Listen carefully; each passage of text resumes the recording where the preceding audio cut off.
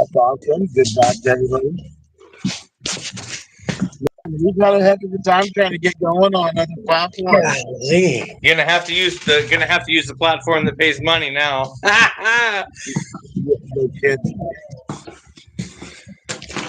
Yes. I'm not even sure. I'm so pretty good. I don't even know if I got my wife's sandwich right. That's okay, bud. That's good. It's all good, but I'll definitely.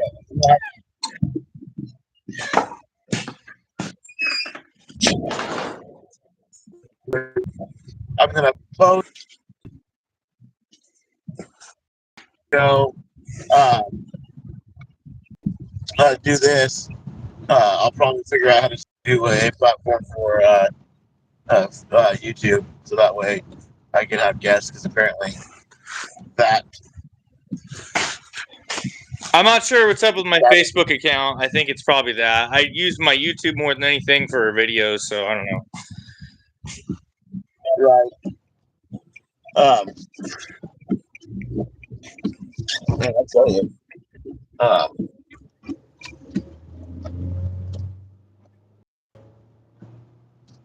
I hate driving around in Oregon at night. I really do. Everything's all backwards and whatnot, and real shitty. And it's always raining, so you can never tell where you're going. Yep. But yeah, man. Let's touch bases again. We can run it through real quick. So, like, again, I'm trying, and I don't know if you could heard me on my platform or anything like that, but I'm gonna start incorporating this thing called the segment. It's a dad talk. It's where I reach out to other dads and we talk about the struggles of being a dad. And just kind of seeing the differences and similarities. And in fact, when I was doing it, I was doing with a buddy of mine. He had way more at the time. He had way more followers than I ever had. I had like maybe one or two that would chime in once in a while, and he had like a good 3K following him. And Dang. so, I said, "Dang, buddy." yeah. And so when we crossed over and I started following, he started inviting me to his feeds and vice versa. Then my fan base picked up, and I was actually cooking while I was talking, and he was kind of doing the same, kind of the same, but subtle differences. And so I'm going to probably end up doing that again. And eventually, what I'd like to do, since you had contact you the next time I came,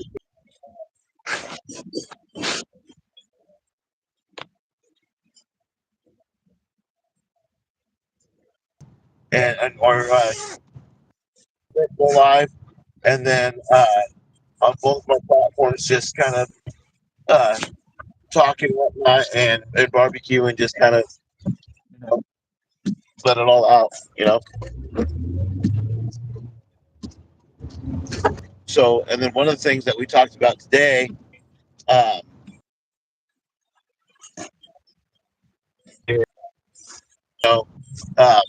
it was, dude, it was such a, it was.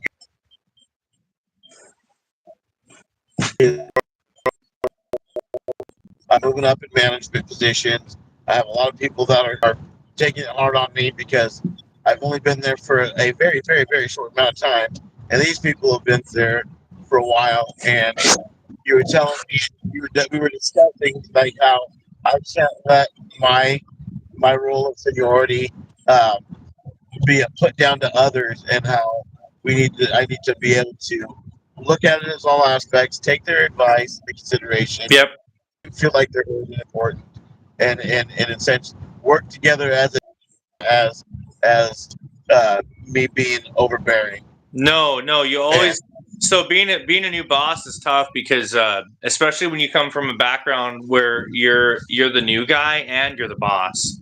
That's really hard, Right. because the first thing you have to do is try to earn respect of your employees. So earning respect doesn't mean being their best friend. It means being able to pull whatever weight you need to pull beside them, listening to what they have to say, and and taking all that stuff into consideration. But you also have to learn to be firm too. But the Bible does tell us that we have to submit to our authority. And it also says that God puts people into authority. So it's like we have to respect that authority that God's given us. Also, it tells us that, so like when I get bitter or grumpy, the one thing I lean back on is that it tells us to work every day like we're working for the Lord and not like we're working for man.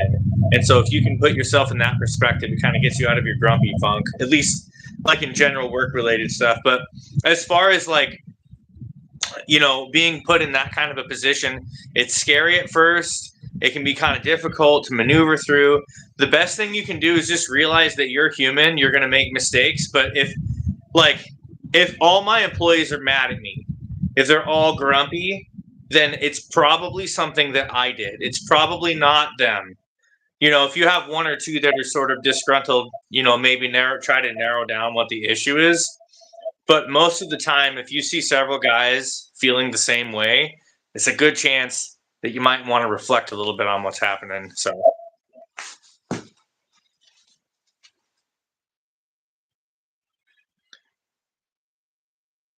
Oh, there we go. Yeah, it froze. All right. So it's not me. No, it's me because I'm hands-free driving right now. Shh. And the back roads. But continue. Yeah, this channel is normally my like video repair channels, but I mean, it doesn't mean we can't talk about normal dad stuff. There's nothing wrong with that. I don't see it as a problem, or just general life things. We're not talking politics. We're just talking about life. So. Yeah, no. I'm not trying to I'm just trying to discuss dad stuff. Yep. Is what I'm trying to discuss. Yeah. Everyday life. Being a supervisor is kind of reflective on being a parent as well too. So what's kind of funny is that my boss, because working on cars is my side stuff, but my boss at my full-time job, he's never had any kids. But I bet if he did have kids, he would be a pretty good dad. He manages us with respect. Like he's very firm about things, and sometimes it's kind of hard to read him. But I respect him a lot. Like I really do. I also like it when I can make him laugh, because that seems to be sometimes a little difficult with some of the other employees. So I always try to make it a point to kind of get him to laugh a little bit through the day. I don't think he knows I do that, but I do. Right, I get it. And so, like for me, I think the biggest frustration is like I'm trying to show, like, hey, you can instill and trust in me, and I'm not gonna go in it with a bigoted head, because that's not where my heart is. And in fact, like, and what I explained to these people that were having issues with, well, one person in particular, when I explained to her what my goal is that, look, I'm trying to make a career out of this. I'm not trying to just be here for a little bit. I'm going to be here for the rest of probably my life, really. And I need somebody that is going to be able to trust me and know that I'm going to make the right decision, and know that I'm going to come at it with the best intentions for everybody. No, I'm not there to be your best friend. No, I'm not there to hold your hand, but I'm there to do a job.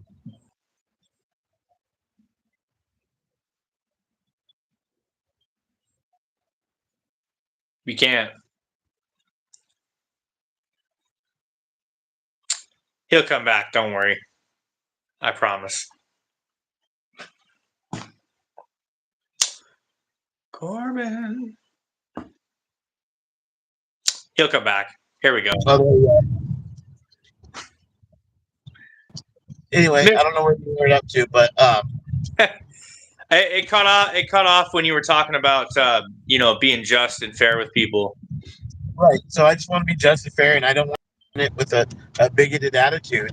Yeah. And you know that I'm gonna try to make the right decisions Yep. for everybody. But I'm not there to hold your hand. I'm not there to No. cuddle you because at the end of the day, you're there to do a job, and that's what you're paid for. Right. So the one thing you're just going to have to, the one thing you need to remember right now is as you're developing your skills, is that you're going to have to earn. He cut out again, but I'll just, oh, nope, we got him a little bit. Okay. So you have to earn their respect at some point in time. And that takes time. You can't just get that overnight. So just keep that in the back of your mind. Keep moving forward. Keep making the right decisions. Over time, it will take time. Over time, they'll see it, and you'll like the Lord says, he takes from the top cream. The cream rises to the top, and that's what he takes. So that's obviously, if God put you in that position, then He saw something in you that could rise up and lead. So just remember that. Stick with it. When you falter, try to pick yourself back up. If you need to make apologies at some point for whatever's going on, just be open to doing those types of things, but move forward. And you'll earn their respect in time. Just be very consistent and try to do the best that you can.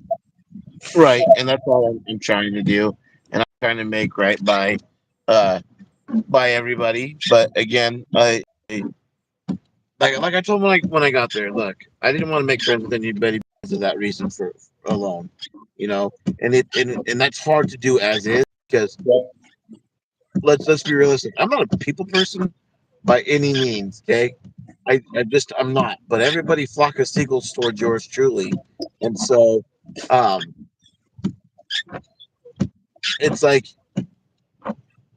that one little leaky kid that won't get off of you, and no matter if you try to scare them away or whatever, they're attached to your hip, and they think you're the greatest thing since sliced bread. So that's kind of how it is at most of the jobs I go to. Look, Yeah. I'm not trying to be nobody's friend. I'm just trying to collect a paycheck. But with this new endeavor and me trying to make a career out of it, it's no longer about just me making a paycheck. Oh, and hold on real quick. I gotta order my kids some food, so that's what I'm kind of doing out too. Bro should have got Subway. Oh my god, yeah, we're ready. He wants 3,000 chicken fajitas. Give me one sec, brother. All right. You were in a Taco Bell? Come on. No, I'm not. Hey, this is kid friendly. No fingers. Oh, my bad. I apologize. That's all right. Chicken vaginas. Okay, so can I please get 4 of your double cheeseburgers? He's at McDonald's. I'm at Carl's Jr. Really? Wow. Yeah. Huh. It's closer where I'm at. All right. Well, he's enjoying his family and eating his food. Just the sandwiches, and then can I get a Western bacon cheeseburger, just the sandwich, and that's it. Single, double, or triple? Let's do a double, and that's it. All right. It's $23.75. Cool. So some background. When I worked for Walmart, and then I found out that we were cousins. Corbin, I was his boss, and I knew that he was kind of rough around the edges, and like somehow he would always get in trouble for whatever reason, and I'd always try to like talk him down and try to like. He has like this really strong, like how do I put it? He has this really strong personality. And so it's learning how to maneuver through people's different personalities and caring about them as a person that matters the most. So you have to kind of you got to see the gold in there, because once you can see the gold in there, then that person will see the gold in themselves too. So you got to always try to bring that out of your employees. They're not always going to want to accept it, and that's their choice. But if you have the opportunity to see it and to utilize it and to turn it into something good, you got to do it. Right. And see, and there's. And the thing is like, I've been to many different sites because where I'm work at and the company that I work for, there's not just one site, there's several, and I've been through a lot of different locations, and I think the biggest trouble that I had was with one guy that like I was just straight out of OJT, which is just another form of training, and dude got me a write up, and it wasn't even my fault for not having PPE, but um, because of our handbook, it's different than what the on site management wanted you to do. So I had to go in there and say, hey, look, I'm OJT. I just barely started. I'm learning from this guy, and he knew better. I did not. And so the whole deal was, well, I'm operating these gates in between the live side and construction side. Um, you have to have your hard helmet on. And I did not. And so that got me into big trouble. And Yeah, from that point forward, that's all yeah, OSHA regulations. very hard so. And then the way he would treat my wife caused big, yeah. And so uh, being that of a man and a husband, you hear these things, and so you're automatically on the fence. And like I was, and like you said, I was pretty rough around the edges. I had a hot temper. Well, I found my hot temper coming back real quick over my wife, as any man should. You should, And yeah. right, and so I was ready to take it to the most high, the most extreme, and then I realized this dude, for one, is like 100 years old.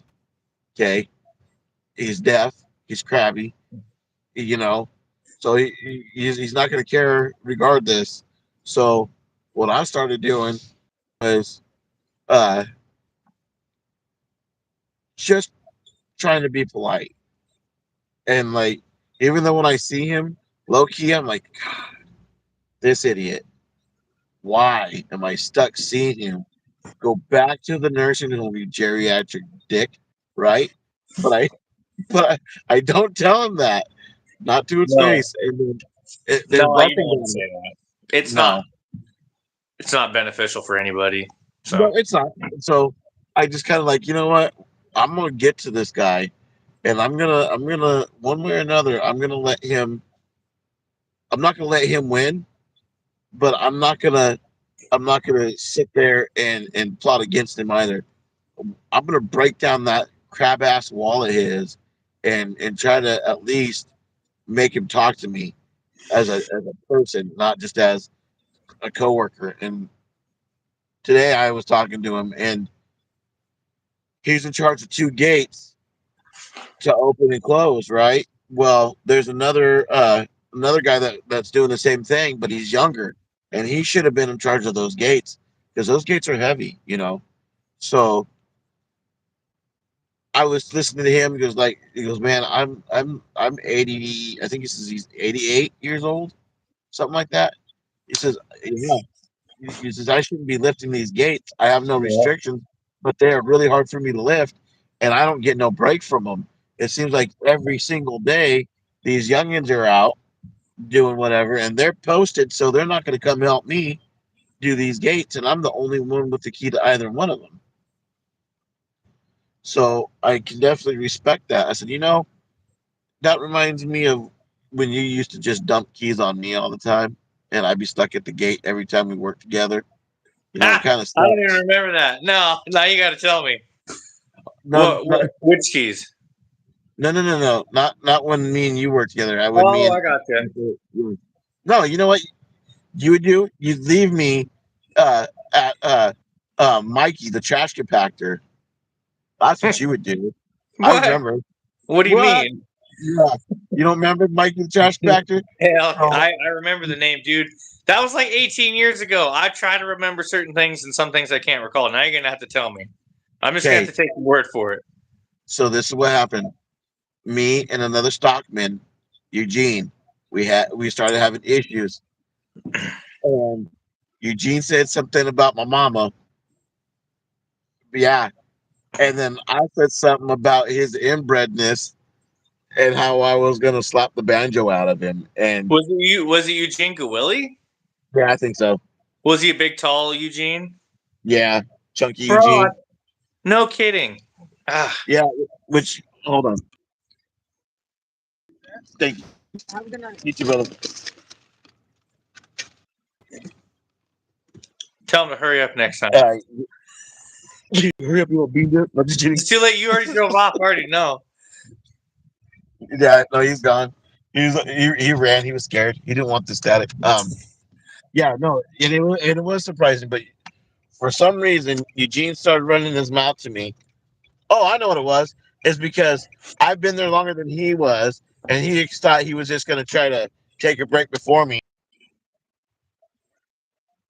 I'm brown, so I absorb heat. He don't. He just gets a little warm. That's all. And so we had all sorts of issue with Gene, and he started saying stuff about my mama. And so I started saying stuff about him and his inbrededness. And then next thing you know, it's only because I had the microphone pushed on the radio because I was leaning up against the cart pushers. So you came through, you called me into the building, and you walked me all the way to the back. And he's like, dude, you cannot be talking like that. This was like I think it was like my fourth warning on it. And because the only thing you heard was me cussing. And so you stuck me back in the trash compactor with Mikey, the trash compactor. So I had the whole week. I was nothing but all that stupid trash compactor smells like garbage, dude. I'll never forget that. Uh-oh. And then I tried telling him, like, why am I being punished when Eugene started it? And you were like, I don't care who started it. I heard you on the radio. You're the one that's in trouble. And then we found out, I forget who he was. He was I think he was a district manager, I want to say. But I ended up being related to one of the higher ups on my mom's side of the family. Yeah, so that was conflict of interest. But I think he ended up cheating on my aunt, and a bunch of drama happened. Blah blah blah. Dude, Walmart's a conflict of interest walking. The managers were all sleeping together with each other. I mean, like I said, one of the assistant managers was railing a 17-year-old in the. I know this is a kid's feed. I probably shouldn't be saying that, but anyway, I don't really care. Yeah, I mean, like it's just that's just kind of how it goes, right? Like people shouldn't be doing that kind of stuff, but here they are doing it. Right. If you're not in with the group, they'll just fire you. So it's like I take that to my next job, and I'm like, can't apply that. That doesn't work. That's not helpful. You can't act like that. And what was crazy was when I left Walmart and moved up and started working for the company I'm working for now that I've been with for 18 years. The first thing I said was, I don't want to be a boss. I swear to you, I did. Like, not joking. I was like, I like being a regular employee. I don't want to be a boss. I like just being told what to do, coming in, doing my job, and leaving. Then a year and a half later, my boss is over back home where we live. And so, moving 3 hours this way and that way. But my boss is back home where we live, and he calls my boss, who is my boss now, who is the lead, and I get handed the phone, and he's like, hey, do you want to be the supervisor over here? And he's like, you should apply for the job. So I'm like, and I was like, well, then I could move back home, and that would be fine. And then I was like, I'll just stay there. Well, I did move back, and we had the best crew. We had the highest pick numbers of the other warehouses in the area, but we also weren't picking full cases. It was like wine bottles and cases. So if you average it out, it may have been closer to Spokane's, but we had like half the employees. So anyway, about 2 years later, they shut it down, and I had to make a move back. So I was like, well, I'll just go back to being a picker at that point, as long as I can keep my job. So we moved back up here, and you cut out again. He'll come back. Anyway, we moved back up here, and I ended up, getting my job. basically keeping my title. And my boss at the time got promoted to manager. Then I stayed on for quite a while. He's coming back. Here we go. There we go. Hey, buddy. So anyway, I got promoted. I left where I was, humbled myself, built myself back up. I actually got to keep my title when I moved back, and they created a new position at night because they were merging and consolidating warehouses together. So ours wasn't the only one that shut down. There were two other warehouses that consolidated in the eastern part of the state. So they all consolidated and became one, and so we were all in charge of that. And I was supposed to step up and take my boss's spot and be the night manager instead of the night supervisor. And I was next, like everybody was going to day crew, and I'd worked nights for like 8 years or so. Anyway, so my kids needed help in school, and there was things going on that I wasn't home for because I was working all the time and sleeping during the day. And I was getting phone calls at like 9 o'clock in the morning, and I was getting off work at 5 or 6. So I was only getting a couple, having to go deal with that and then come back home, and it just wasn't sustainable. So I was like, you know what? It's worth a pay cut in the long run. And I was like, Lord, be with me, because I'm going to make this step and step myself back down and go work day shift because my kids need me, and that's more important than money. So, Right. But I made that step, and through the whole thing, the Lord was with me. He protected me through everything. He held me up through all these things. I didn't have to worry about anything I've done, nothing. And then I was able to get connected. I got connected in a church up here. I went back. I was hiatus for 8 years. I did pretty good though. I felt really good. I was serving in ministries. I was in the children's ministry. I was part of the worship team for a while, like up on stage playing and singing, and like that. I really loved that. But one of the guys at the church helped me convince me that I could buy a house. I didn't think I was able to. I don't know if it's because I grew up poor. I didn't think I was worth anything. I mean, I just made excuses why I couldn't, and he just kept saying why until I finally cracked. I was like, why can't I? Why? And he's just like, why? And eventually, I finally figured out it wasn't that I couldn't. It was that I wasn't. I didn't try. I didn't put the effort. So I started to put the effort for it. He challenged me, and I did, and then I was able to buy a house. And I was like, dude, you were right. So that's kind of the mentality we have to go into anything, really. Right. If you're like this setup that I'm doing, like the YouTube channel that I have that I'm posting this live on, right? So like this whole shop was a 2-car garage.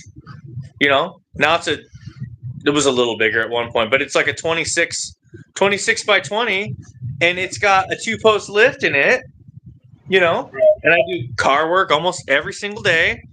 I got a tire machine and my OSHA regulation ladder over there in the corner. Do you see it? You better get it out of there. Bro, it's good to go, bro. It's ready.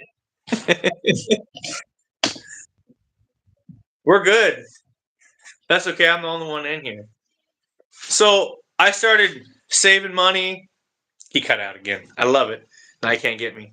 Oh, he's back. He's going to get me. Yep, Here comes the sheriff. Well, it's because it's raining so hard, and I get blocking everything, and I hit certain dead zones, which I'm surprised I haven't hit a full dead zone yet. So, thank the Lord. Yeah, you just probably better ignore that ladder, or you might hit another dead zone. You might throw that ladder out because it's not HIPAA approved. Anyway, so like I just started moving forward with things, and it's like, see, there we go. We talked about the ladder. I told you. Anyway, so I'm like, I would move forward and say, Lord, bless me in my endeavor that I'm going to move forward in. And then I would just make the move and try to make it work out. And it works out. So, I've bought tons of shop tools and all kinds of stuff. And I've saved money. And I do a job, and then I take the money from the job and invest it back into tools. Hey, there you are. So I was able to get each basically build my kids somewhat of a car, something that'll get them through. but I've just been taking the money that I get, investing back, taking the money that I get, investing back. I'm finally out of debt for the shop.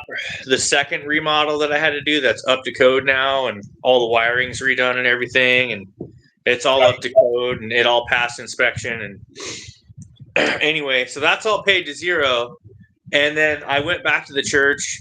I apologized to the pastor and his wife, and like the way that the whole way that went down, like there was some stuff that happened that I didn't agree with, and I should have went straight to him. I didn't go straight to him. I started asking other people what I should do, and what happens is you create gossip and tension, and so that was the mistake that I made. Instead of going directly to them and trying to work it out, I went to him afterward, and then after that, I didn't agree with it, and then I got really angry, and I started feeling like I was burning on fire, and I just chewed him out. So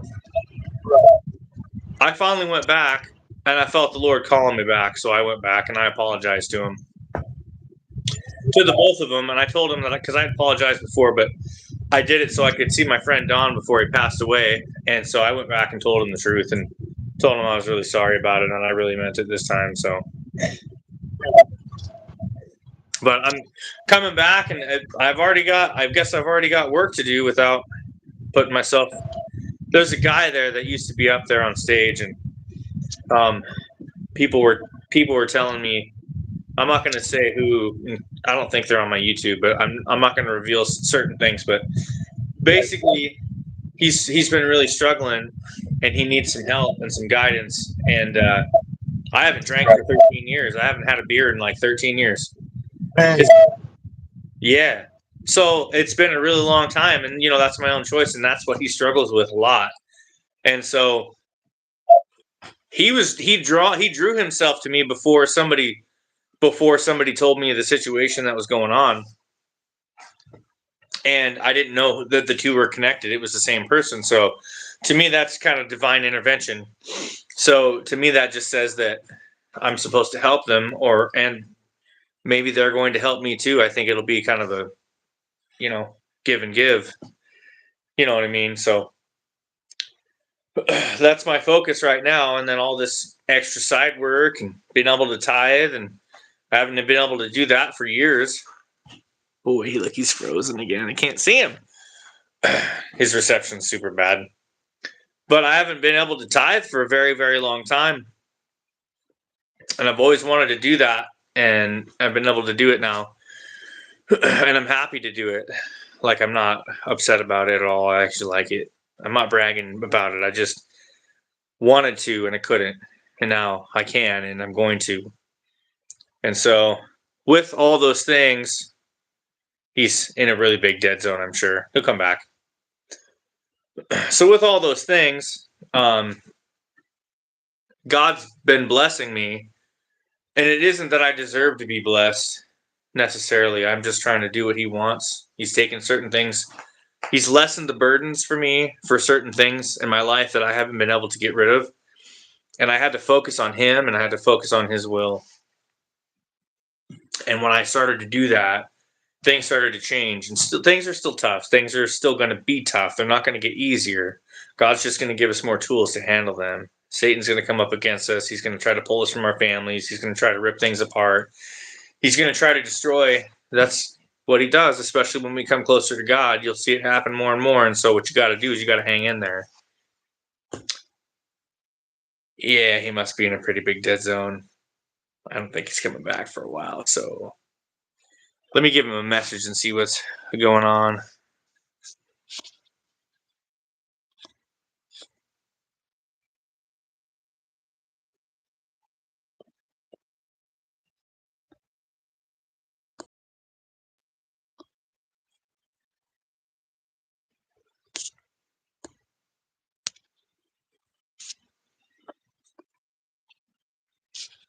Yeah, he ain't coming back.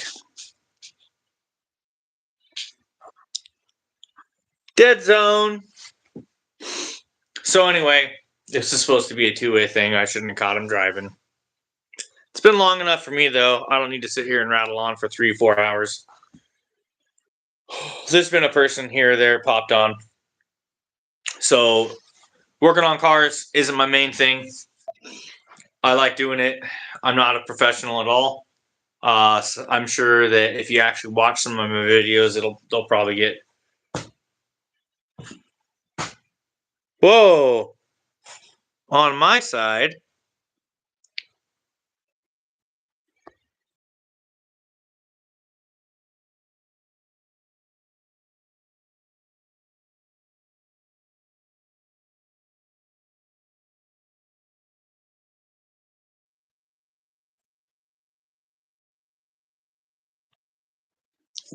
Kabam! Still better than Facebook. Amen to that. At least we get back on real quick. But you're right. You know, and it got me thinking. We pray for the places that we're at today. So what that means in my walk in my faith with the Lord, I didn't find him. Okay, he found me. That's what he sought does. me. I was not looking for him at all, and I left one kind of crappy situation to another one.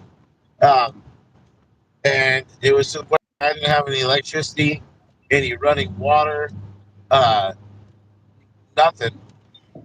I didn't have a refrigerator to put food in. I didn't have anything. And uh, one night, me and my wife, we had a house full of cold, sick people. And me and my wife, we went out and we started. And for the first time in my life, uh, I decided that I was going to go into this Baptist church. However, my mother is Catholic. And make no mistake, when I first saw that church, because my head, when I was coming into town, my head looked at that church and it said Baptist. And I looked back in the back of my mind and I said, there would be no way on God's green earth would I ever step foot in a Baptist church. I said, my mother would roll in her grave.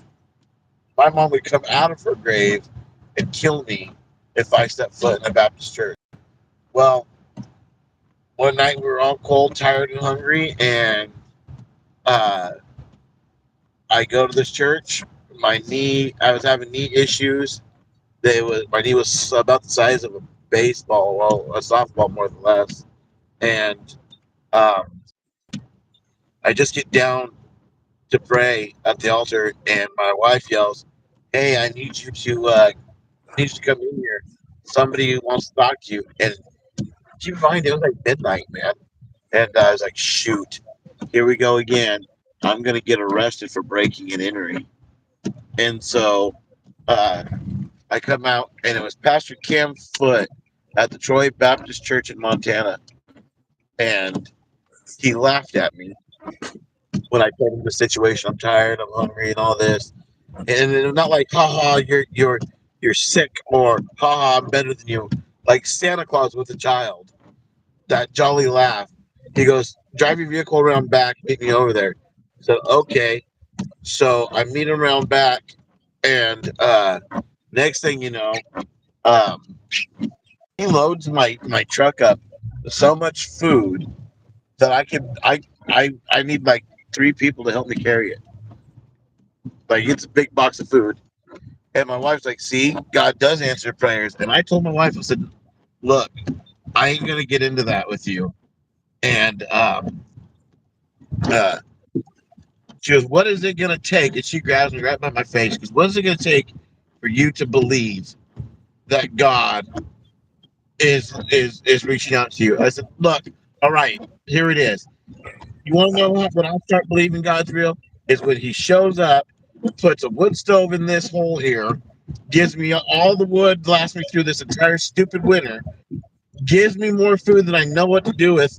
I said, and gets my electricity on, so that way we can see what the heck we're doing in here, and a job where I can horse around and not really do anything. And I say that because it's an unrealistic goal. I said, when God can do that, then I'll believe. And Yeah, right there. As Yep. soon as I sputtered that out, my driveway erupted with what sounded like a train coming through, and it was nothing but not semi trucks, but big diesel trucks with long beds and trailers. They hauled in a wood stove. They hauled in about 4 quarts of wood. Now it gets better. They they hauled in like so much food I couldn't hardly see straight. Not only that, but they got my light turned on the same day, and I ended up getting a job with this man named Mr. Dave Fontenot, who has been a sponsor to me and a dad to me the whole time, and brought me to church, and God found me, and God healed me. He revealed Himself to me. I heard His voice. I felt His touch. I and I tell you what, man, there's nothing in this world that will deny my love for Lord Jesus You Christ, can. and I love You Him, can.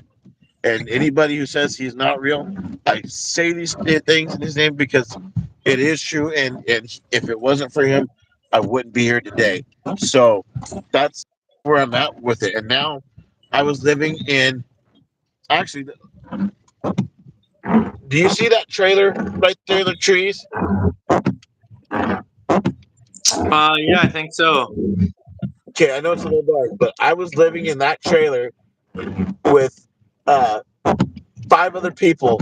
From that to buying this house, it's this mobile home, and having enough room for everybody. And here's the crazy thing: the man that sponsored me, I lost my papa's house, and I just wanted. I never owned a home, and I worked for him, and I worked for him, and I worked for him, and one day, but my wife finds this fifth wheel, and Miss Dave's like, "You really want that thing?" I was like, "Yeah." He goes, "Why?" It's like, "Because I ain't never owned a home. I just want a home that I can own. That if Yep. something happens, I can go and I can live in it." And I was living in a little 40 foot, and then I went from that to cabins, from the cabins to having to live in that trailer. To now, I've moved back home here to Oregon, and I have bought my first trailer. It was a full restoration, and here's the thing: that restoration, uh, I didn't pay for any of that. Okay, I didn't have the money because we moved from a crappy situation to this, and it was a full rebuild. And to further prove that the Lord's real, the town that I'm in, and I'm not going to disclose too much of that, but the town that I am in came together, bought all the supplies that I needed out of pocket. I think my family spent like $500 out of pocket, but everything else was donated down to the paint. And so I was able to have, and the churches came together and did a spaghetti feed and got me a like a $500 uh, check so I could take it to Home Depot and get the things I need. And I was able to pretty much finish all of that. And so um, now that, but hold on, I'm on my bud. And so I was able to buy carpets and that would not have happened, and I wouldn't be moved in today if it wasn't for uh if it wasn't for the sheer fact that God made this happen, and I'm truly blessed that it came this way because God wanted me here for a reason, and I avoided this place for certain reasons, and God masks His children, from Dude, all harm. it says that God put you in His hand, and when you're planted there, nobody can take him out. Nobody can take you out of that. And so, what I learned from that, because when I was younger, I had a love for the Lord really deep, and I felt I could talk to Him at all times. And I used to ask Him weird questions like, why did the birds do this? Or like, why do they sing like this? Or why does this grow like that? And I wouldn't hear anything specifically at the time, but I'm like, Lord, I know that you hear me. I said, I know that you'll use whatever signs you have and you'll show me later on. And sure enough, He would. And even This was the weirdest thing that when I was a kid that would happen all the time. Oh, dude, don't tell me you cut out again. Are you still there? Kind of got you back. All right. Yeah. So this is the weirdest thing that would happen when I was a kid, and I almost forgot this a couple of times. It would be really cloudy out. It would be really cloudy out, and it was raining. And I would be really sad, and I would say, Lord, please just let the sun come out. And I'm not kidding you, like 5 minutes later. And I would say it every once in a while, and I would just ask with my heart, Lord, please just let the sun come out, and it would happen. And I wouldn't say that it was completely impossible that it could have happened, but the probability was low enough for me that I understood it was God. And I did it one more time later on, and I'm like, Lord, I shouldn't ask this, but I really, really want the sun to come out, Lord, please. And it would happen. It happened again. But he came to me in a dream. I thought it was real, but I have to admit, I think it was a dream. And I dreamed I was in my mom's womb, and I was curled up in the fetal position, and I could feel like warm flesh around me with my hands and stuff. And then everything was black. I couldn't see anything, but I could feel. And then I saw this window, like this box, and it was light, and I could see through the light that it was the window of my bedroom or of my living room of the house that I grew up in. And it was the big roll down curtain, so it must have been a dream. Right. But I was going towards that, and it was coming towards me, and then I was there. And then when it went away, I felt something wrap its arms all the way around me, and I just like cried in my dream. It was the joy that I could feel the Lord wrap himself around me. Wow. And nobody can take that. Nobody can take that from me. Nobody. So the Lord, no, there's no way you could make me doubt God. Now you could outsmart me and outmaneuver me with words, but it will never take my belief in God away, no matter what you do. There is no way you could take that belief away. You can't. Absolutely, brother. Absolutely. No way. I agree with you 100%. But there's physical proof of all this stuff. Not only that, sure. The most compelling evidence, most of the apostles were killed for what they believed. Yep. And they never, ever denied Jesus. Not once. They did not. And I did not know that. I did not know that for a long time. You didn't, really? Mm-mm. That's crazy. Well, it wasn't. It wasn't in the Bible. It just happened afterwards. So it was what was in the Bible that I knew a lot about, but I didn't know about stuff that wasn't in there. I didn't know what happened after the fact. That's so crazy. But I do have to end this but I would like to end it with a prayer if you don't mind. Yeah, I didn't know you work nights. I do. It's sucky. So it's all right. More money for me and the family. That's fine. Buddy. I gotta go to bed anyway. I'm like 2 hours late for that. Fuck right. So I'm gonna pray. So, dear Heavenly Father, I want to thank you for my cousin and thank you for bringing us together and reuniting us as a family again. Lord, I thank you for the wisdom and the knowledge that he has brought to not just myself, but to others who watch this platform. I ask that you continue to bless him and his family and continue to bless this platform to grow. Lord, as we go about our day, I ask that you be with us, and I ask that you strengthen and nourish our body so we can do work in your will. And I say these things in the name of Jesus Christ. Amen. Amen. All right, brother. I love you, man. Have a good night. I love you too. I'll catch you later. Yes, sir. Bye.